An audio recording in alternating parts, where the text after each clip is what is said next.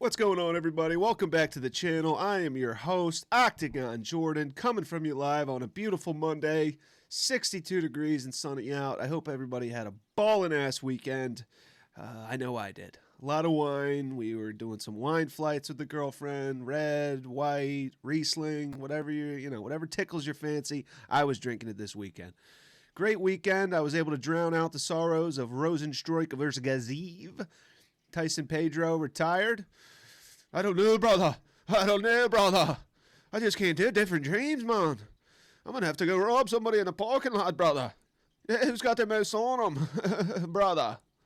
Fucking guy's on crack constantly. Holy shit. Get out of the sport. You're an idiot. You're on crack. I don't want to hear it. Anyway. Terrible fight night card, but everyone is jonesing about UFC 299. Is it better than UFC 300? Is it not better than UFC 300? Fuck it. Both cards ball. Both cards rock. I like both cards. I'm personally leaning toward UFC 300. I think there's better matchups on UFC 300, more competitive matchups, more at stake. You got the lightweight number one contender. You got the possible lightweight number one contender coming out of the BMF. You got Yuri Prochazka, Rakic, possible number one contender for the light heavyweight belt. You got Hill, Pereira, Yan Xiaonan versus Zhang Weili, the Battle of China. So you got the Chinese going at it, civil war in China. So it's going to be a big card. UFC 299, 299 is also balling. I want to go over the card. I want to go over each storyline from every fight. Why did the UFC put each fight together? What's at stake? What's the storyline going into it? Why we should be excited about it? And go from there. So let's take a look. I'm going to start at the top and go down because not many people watch too far into the video. So I'm going to start with the juicy shit. Main event, bantamweight title fight. Sugar Show versus Cheeto. Sugar Show, Cheeto. Cheeto, Sugar Show. Sugar Show, Cheeto. Sugar Show. All right, fuck it. Yeah, so we got the Sugar Show, Sean O'Malley against Marlon Cheeto Vera. These guys have fought before. This is a rematch.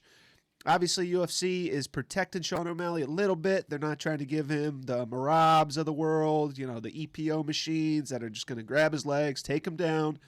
They want an entertaining matchup, one that the fans are going to enjoy, that has a storyline behind it. This fight has all of that. These guys have fought before.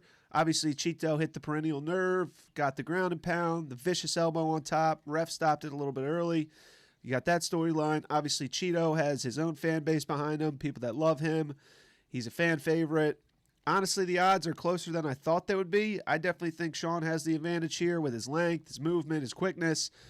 I think Cheeto has the grappling advantage. Cheeto has some of the most vicious ground and pound I've ever seen in my fucking life. When he's on top of you, the elbows he throws with bad intentions, man. Go watch the Davey Grant fight, the second fight they had, most recent fight. Whoa, wowzers. He's vicious on the ground, so that's got to be Cheeto's game plan in this fight. Get in close, bully Sean O'Malley, get physical, take him to the ground and pound. Put him on his back, elbows, punches from guard, all that type of shit. That's definitely going to be Cheeto's game plan in this. Sugar Sean, this is kind of similar to what he did with Aljo. Stay on his bike, use his footwork, a lot of kicking, kicks to the body, kicks up top, teeps, keep him at range, get Cheeto frustrated. Maybe he'll make a mistake, come rushing in, then you get that big shot. I'm definitely leaning Sugar Sean, but for official prediction, look out for OG and the Kid episode 2, UFC 299, coming either tomorrow or Wednesday. Picks with the casual.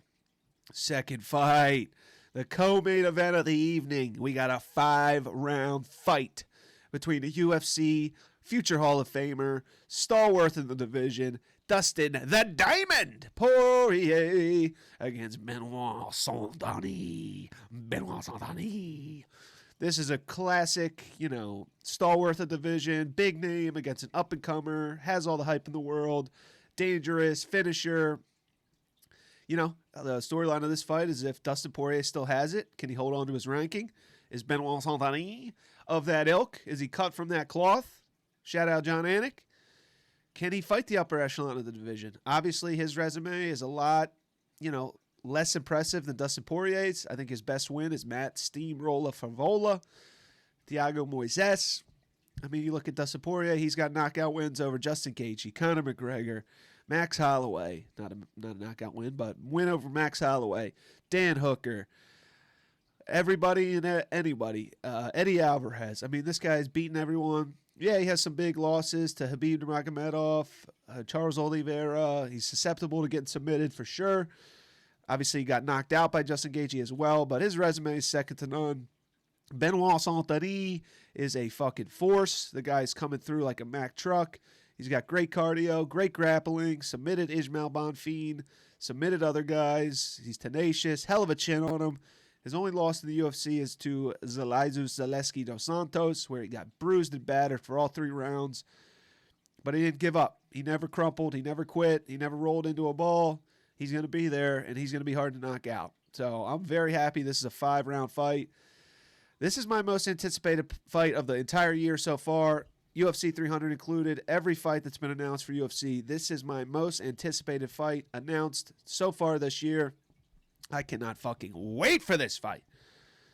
This is my Super Bowl. Dustin Poirier against Benoit Saint-Denis. My Super Bowl right here. This is going to be a bloodbath. Both guys are junkyard dogs. Both guys are tough to get out of there.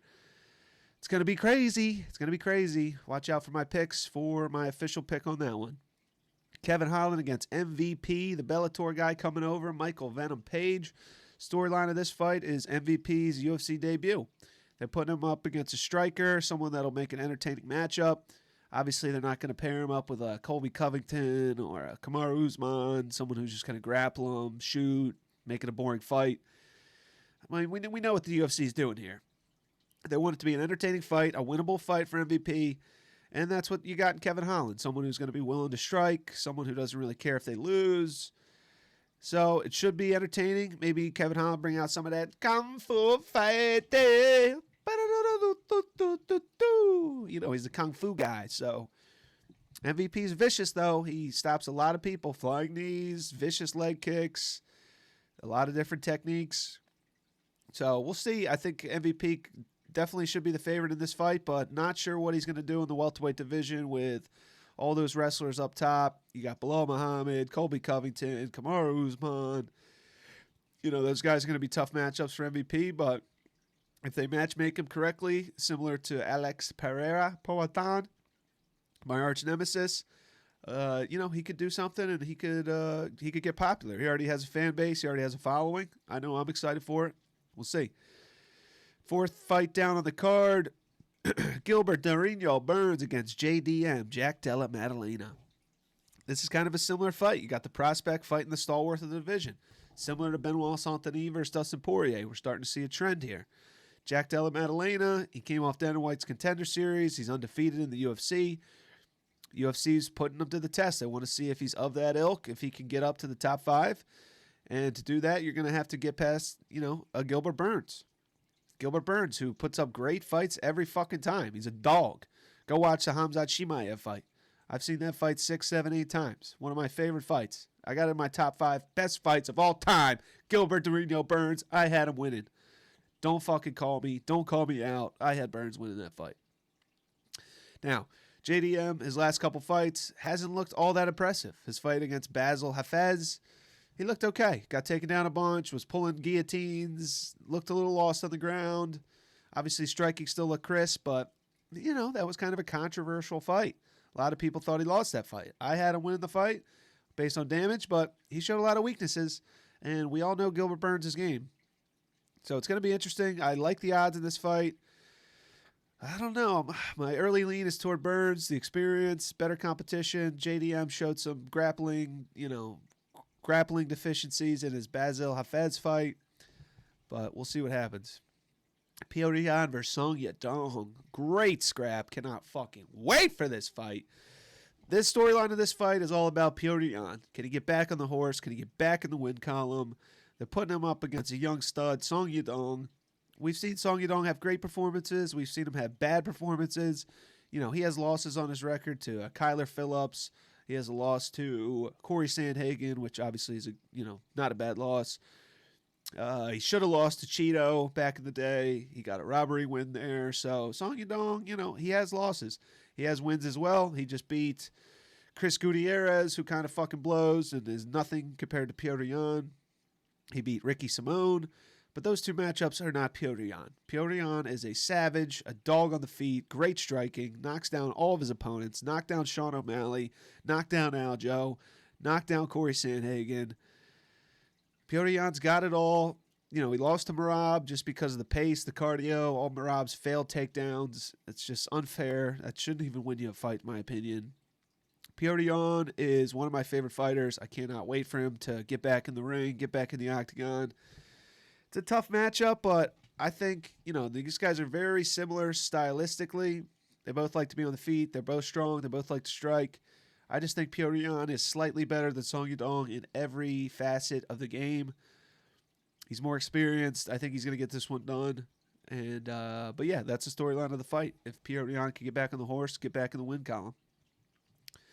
Curtis Blades versus Jailton Almeida. Storyline of this fight is testing Jailton Almeida's grappling.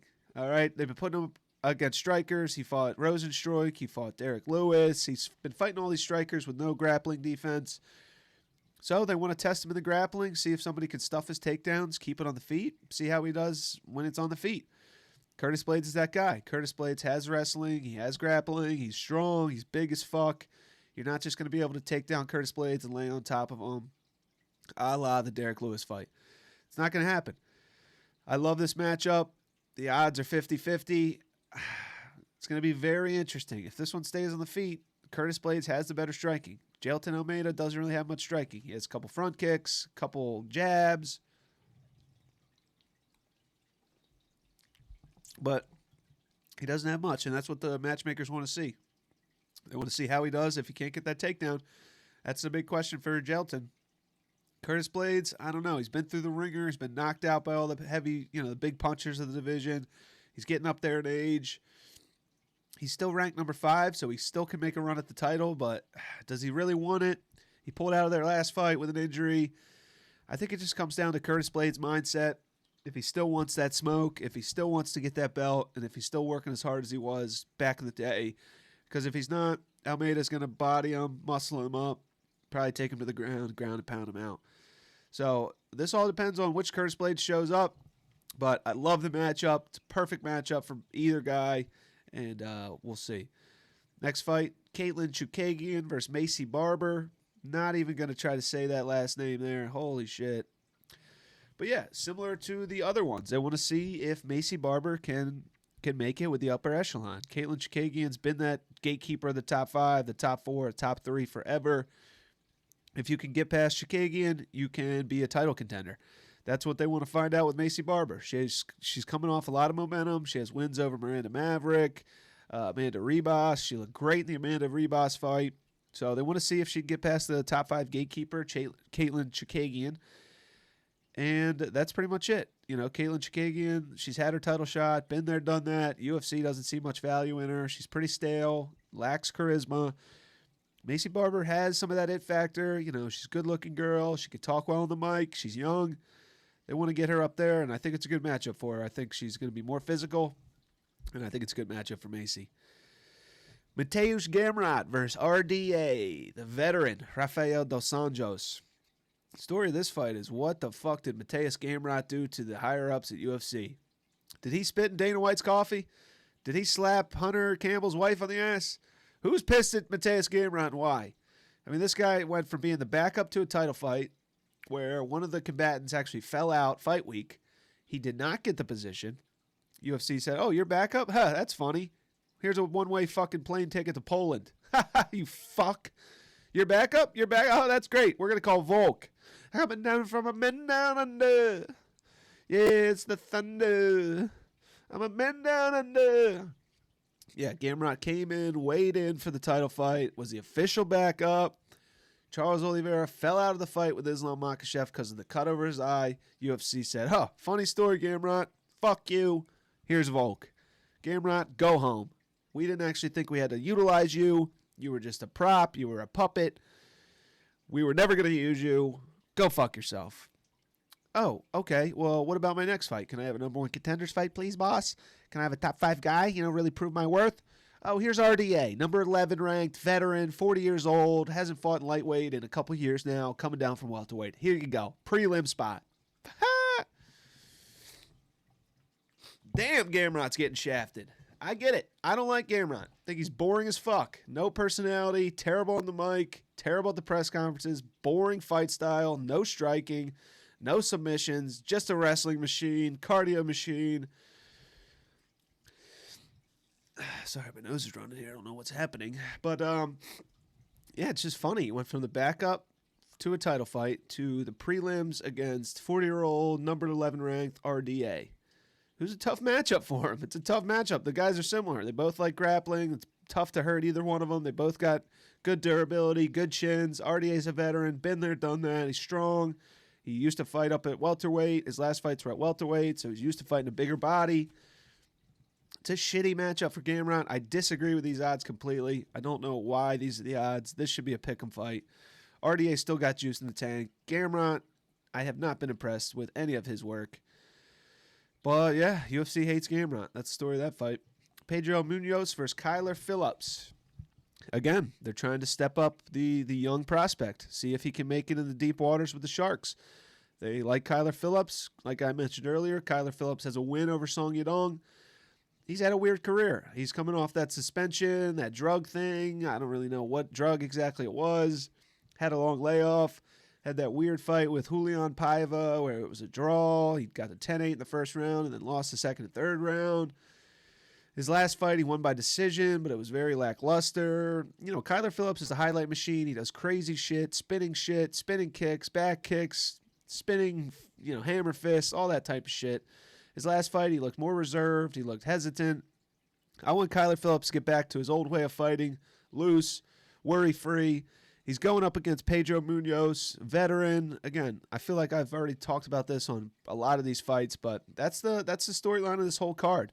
It's stalwarts of the division, fighting the young up-and-comer that UFC is hopeful can bust into the rankings and be a star for him. You got it here, Kyler Phillips against Munoz. UFC's high on Kyler Phillips. He has a fun fight style. They want him to win. UFC hates Gamrot. They're putting him up against a tough matchup in RDA. Macy Barber, young prospect. They're putting her up against the stalwart of the division, Caitlin Chikagian. Jelton Almeida, young prospect, putting him up against the stalwart of the division who's good at grappling, Curtis Blades. That fight's not really. Jack Della Maddalena, up-and-coming prospect, putting him up against the aging veteran. Benoit Saint-Denis, young prospect, putting him up against the aging veteran. So we're starting to see a trend on this card. UFC wants some of their young talent to break out.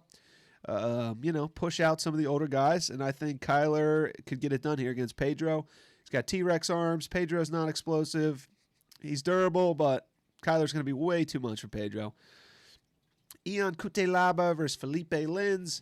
Story of this fight is that it's a rematch. Both guys are kind of journeymen. UFC's putting them up against each other. They want to see who can make it, who can continue their career in the UFC. Winner of this fight gets to keep on keeping on, and loser's probably booted.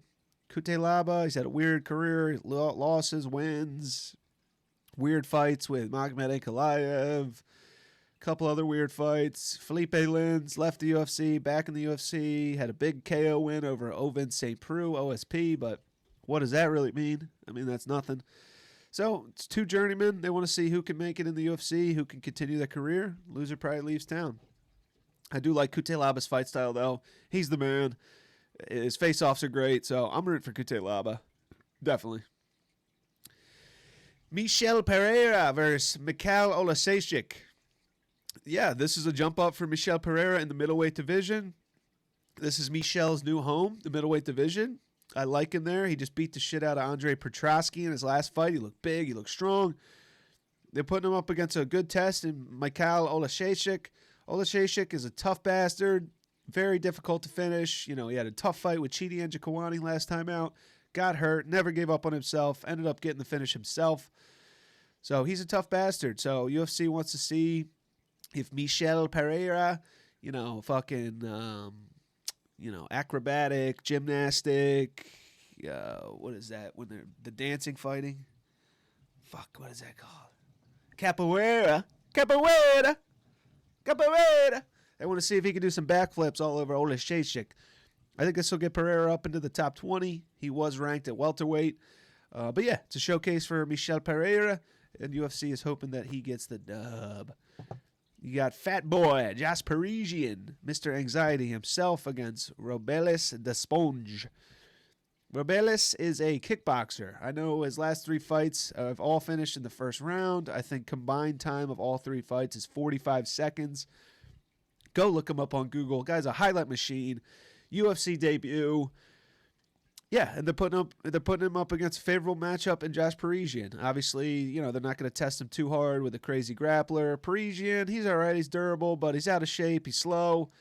Bad footwork. I think this is a KO loading for Robelis the Sponge. I think this is going to be a very quick fight. UFC knows what they're doing here. They're showcasing the debutant, the guy with all the excitement, all the hype right now. Robelis the Sponge dispatches of Parisian pretty quickly. Like what I did there. The Sponge dispatches a Parisian. The Fat Boy.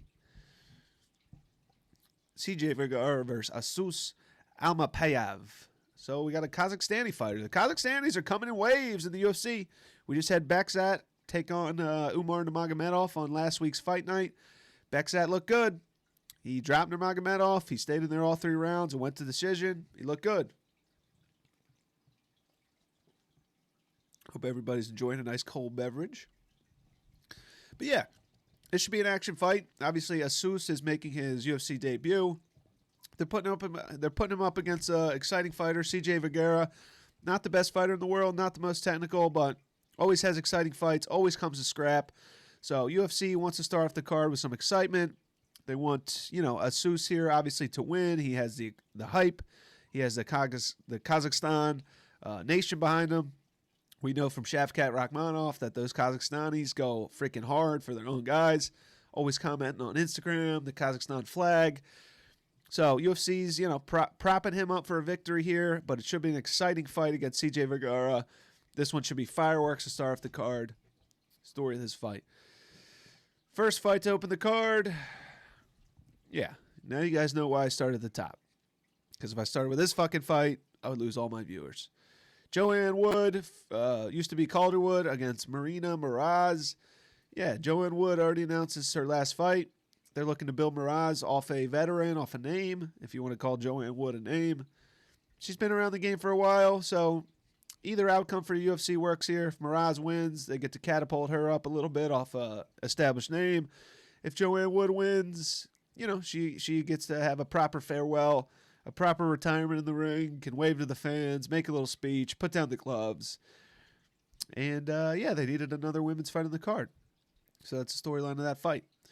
But anyway, that's UFC 299. There's a trend going on with the matchups. There's a lot of good fighters, couple people making their debuts. Robelis the Sponge, MVP, Michael Venom Page.